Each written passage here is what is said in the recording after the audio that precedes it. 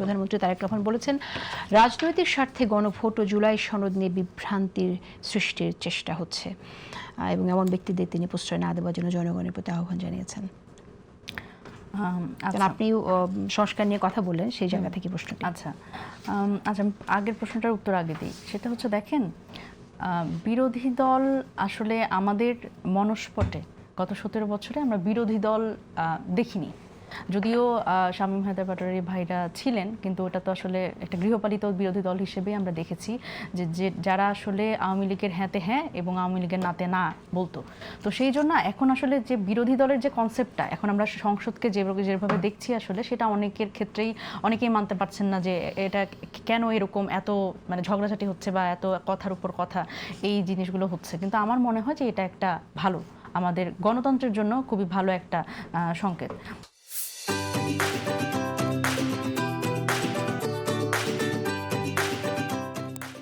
আরেকটা অসুবিধার জায়গা হচ্ছে, যখন দল হিসেবে এই যে ভাই বললেন যে জুলাই আন্দোলনে কার কি ভূমিকা, দেখেন জুলাই আন্দোলনে যেরকম ছাত্র জনতার ভূমিকা ছিল, রাজনৈতিক দলগুলোরও ভূমিকা ছিল, এবং যখনই আমরা এই ভূমিকাটা অস্বীকার করতে যাই তখনই এই যে একজনকে একটু বেশি ক্রেডিট একজনকে একটু কম ক্রেডিট দিতে যাই, বা কোনো একটি দল দেখা যাচ্ছে যে এখন এরকমও আমরা শুনছি যে মুক্তিযোদ্ধা হিসেবে, শিশু মুক্তিযোদ্ধা হিসেবে জনাব তারেক রহমানকে 71-এর তাকে এক ধরনের ইয়ে দেওয়া, মানে একটা সম্মান দেওয়ার কথা বলা হচ্ছে সংসদ থেকে।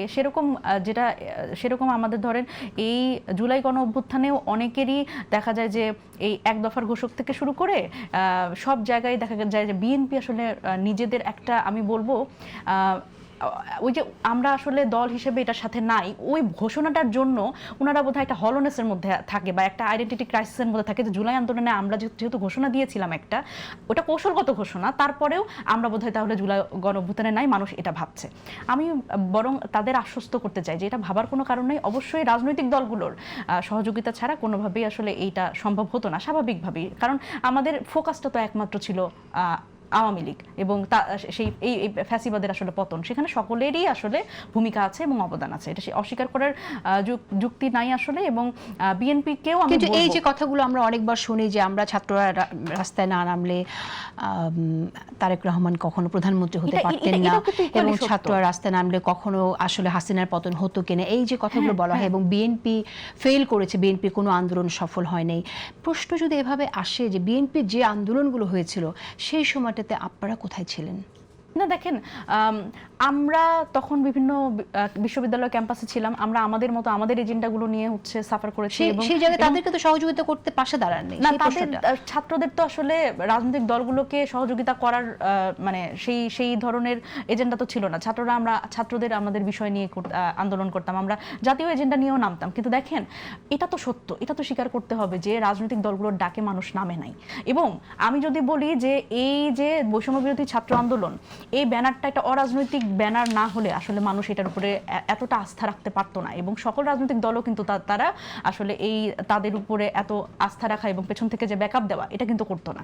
সুতরাং এটা ক্রেডিট দিতেই হবে যে তারেক রহমান যে দেশে এসছেন, বা অনেকেই আমি যদি বলি যে জেল থেকে সংসদ, বা এই যে অরাজনৈতিক যে রূপটা রেখেছে, জি, বিএনপি বলি বা জামাত বলি, তারা যে এই প্ল্যাটফর্মকে অরাজনৈতিক রেখে পেছন থেকে যে তারা সাপোর্ট দিয়ে গেছে, সেই সাপোর্টের ক্রেডিটটা দেবেন না? হ্যাঁ, অবশ্যই, আমি তো এটাই বলি। কিন্তু সেই ক্রেডিটটা মানে আমার মনে হয় বিএনপির এক ধরনের আইডেন্টিটি ক্রাইসিসে ভোগে, যে আইডেন্টিটি ক্রাইসিসটা তাদের এটা মনে করায় যে যেহেতু আন্দোলনের সময় আমরা ঘোষণা দিয়েছি যে আমরা আসলে জুলাই আন্দোলনে নাই, এখানে এটা ছাত্রদের আন্দোলন, সেখানে ওনাদের আসলে এই আইডেন্টিটি ক্রাইসিসটা আছে। আমি একটু আগে কথাটা বলছিলাম যে এই যে অরাজনৈতিক আছে, একদম ঠিক আছে, একদম ঠিক আছে। আমি সেটাই বলছি, রুহুল কবির রিজভী সাহেব বিএনপির মুখপাত্র, তিনি কিন্তু রাত 10টার সময়, যেহেতু মহাসচিবের একটি বক্তব্য, সেটা কৌশলগত হোক আর যাই হোক একটা বিভ্রান্তির সৃষ্টি হয়েছিল, সেক্ষেত্রে আমি নিজেই কিন্তু জানাব সালাউদ্দিন আহমেদের সাথে কথা বলেছিলাম, আপনাকে কিন্তু বিশ্লেষণ দিলাম।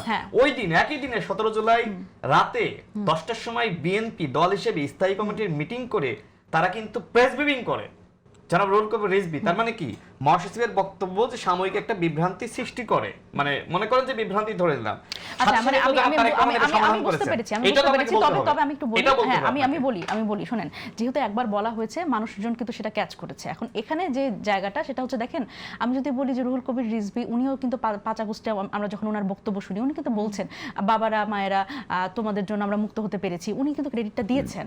এবং এই যে আন্দালিব রহমান পার্থ তিনিও কিন্তু সেদিন বলেছেন যে অবশ্যই এটা ছাত্রদের ক্রেডিট, এই ছাত্ররা যদি রাস্তায় না নামতো আমরা মুক্ত হতে পারতাম না। তো এইটা তো আসলে সেই সময়ে কিন্তু ওনারা কিন্তু এভরিথিং হ্যাজ বিন ডকুমেন্টেড, সবকিছু ডকুমেন্ট আছে এবং ওনারা তো এই কথাগুলো বলেছেন, ওনারা কিন্তু ছাত্রদের ক্রেডিট দিয়েছেন।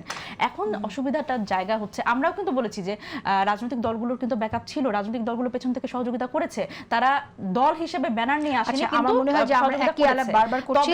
তবে আমার মনে হয় যে এখানে আসলে এই যে মানে মুক্তিযুদ্ধ আমার যে আওয়ামী লীগের যে ন্যারেটিভ মুক্তিযুদ্ধ আমার এবং সব ক্রেডিট আমার, এরকম আসলে বিএনপি এই কাজটা না করুক এবং বিএনপির আইডেন্টিটি ক্রাইসিস থেকে